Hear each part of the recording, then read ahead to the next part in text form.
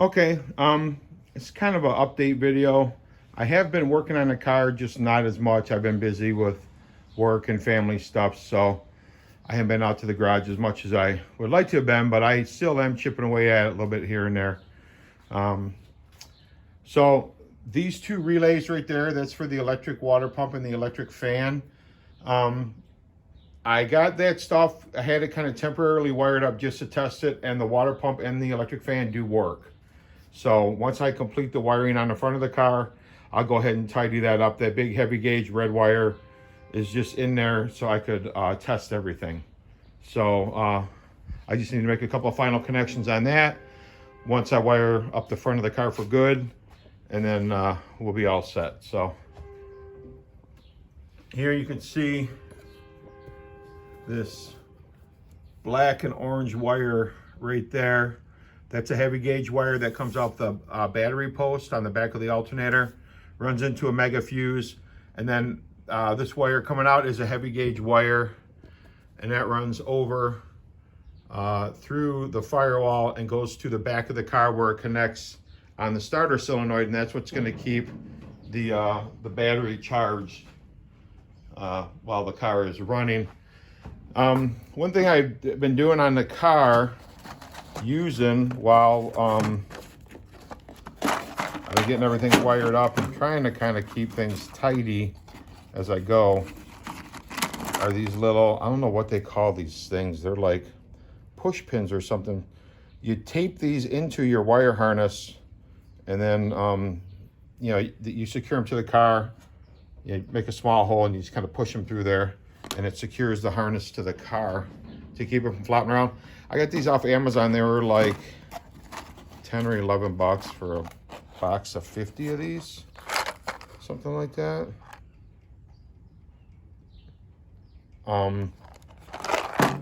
But that's who makes them. And like I said, you just tape them into your harness as you're wrapping it. And you see I got it secured. I got one here in the wiring harness. And then I got one like right there. You can see kind of the white part peeking out a little bit. So so that part of the wiring is done. The only thing left to do on the alternator itself to complete that is these wires here, this little bundle of wires. I will make the final connections to the harness once I run it up through the firewall and into the engine compartment. It's raining here today, man. It's so freaking humid. Everything is just wet. It's been raining off and on. So, but anyways, so kind of moving towards the back of the car. We'll go inside here. I did put the dash back in the car just to kind of get it off the workbench and out of my way. So that black wire that's coiled up there, that's a ground wire that's going to run up to the dash. That goes back to the battery. But that's the starter wiring and the alternator wiring in that, going from the back of the car to the front of the car. I just been chipping away at that stuff, making up harnesses and all that kind of thing, and routing all the wiring and all that, trying to do it as neat as I can. This is the wire here that goes to the positive side of the solenoid where the cable comes off of the battery. So that's how the alternator is going to keep the battery charged, is through that wire. So now we're going to kind of go from the back of the car to the front of the car now. These two wires here, the heavy gauge wire is the cable for the starter.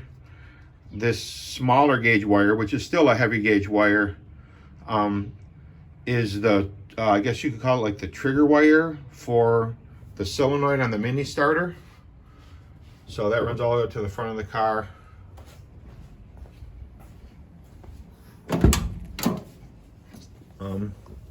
How I have those things ran through the firewall is I use these kind of like pass-through connectors.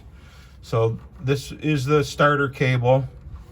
This is that cable for the relay that's on the mini starter itself to trigger that. This third wire here, you can kind of see that's the wire coming off the alternator and going to the battery.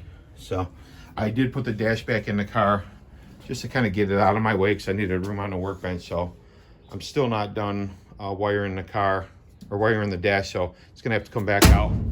But for now I needed the space. So let me jack the car up here a little bit and I'll show you how I have the starter cable, the cable I made up and how I have it routed and stuff. Okay, I got the wheel pulled off and we're in the looking inside the passenger front wheel area. You can see I got the fuel line here. Probably what I'll do is get a piece of clear tubing to split it down the middle and slip it over this so it doesn't rub through and make contact with the wiring. So continuing on from the inside of that car, this is the heavy gauge battery cable for the starter that I use. This is that smaller trigger wire, and you can see here kind of follows around the frame rail, and I have a piece of heater hose kind of slipped over it as it makes this bend and kind of rubs on the K-member. I didn't want it to rub through. Sorry, I'm trying to do the best I can here. And then this stuff all goes back to start. I mean, God, you can see just how freaking damp it is here today. So what I did originally, you can see I have, I bought some 5/8 inch heat shrink tubing, and I taped these two wires together and then I slipped it over them and shrunk it just to give a kind of a nicer finish to it. So I just don't have a bunch of zip ties all along the wire.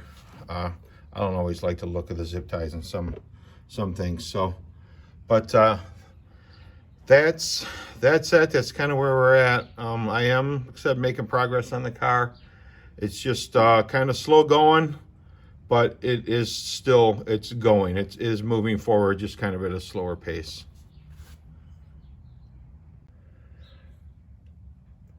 Okay, I got the wheel pulled off and we're in the looking inside the passenger front wheel area.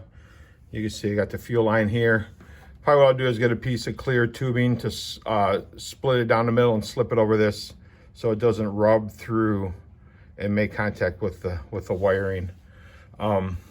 So continuing on from the inside of that car, this is the heavy gauge battery cable for the starter that I use. This is that smaller trigger wire, and you can see here kind of follows around the frame rail, and I have a piece of heater hose kind of slipped over it as it makes this bend and kind of rubs on the K-member. I didn't want it to rub through. Sorry, I'm trying to do the best I can here. And then this stuff all goes back to start. I mean, God, you can see just how freaking damp it is here today. So what I did originally, you can see I have, I bought some 5/8 inch heat shrink tubing, and I taped these two wires together and then I slipped it over them and shrunk it just to give a kind of a nicer finish to it. So I just don't have a bunch of zip ties all along the wire. I don't always like the look of the zip ties in some things. So, but that's it. That's kind of where we're at. I am, like I said, making progress on the car. It's just kind of slow going, but it is still, it's going. It is moving forward, just kind of at a slower pace.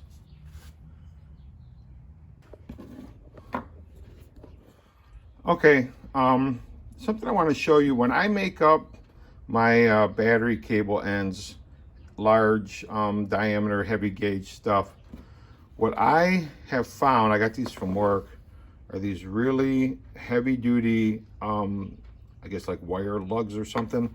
This is for really high voltage stuff. They're really thick. They do have a coating on them. I like to use these along with some shrink wrap on the end. And how these work is I don't have a crimper to crimp them. So what I will do is I'll take a cutoff wheel and I'll kind of split it down the middle, put the wire in there, and then I just kind of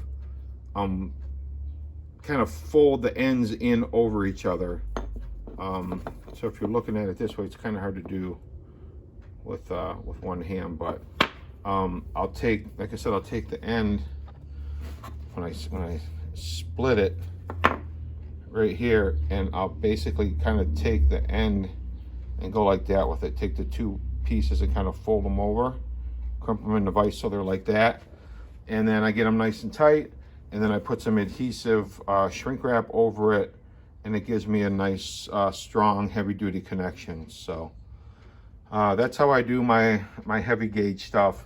I've done it like that for a long time, and it works really well. So I just wanted to show that to you. I've tried looking for these like at Lowe's or Home Depot and that. I don't have any luck. I got them from work. They had a ton of them just laying around, so I grabbed a couple handfuls of them. I've used them over the years. But I have seen them like on Amazon. So you can look around on the internet. I don't know what they call them, but these look like they're made by a company called Burndy.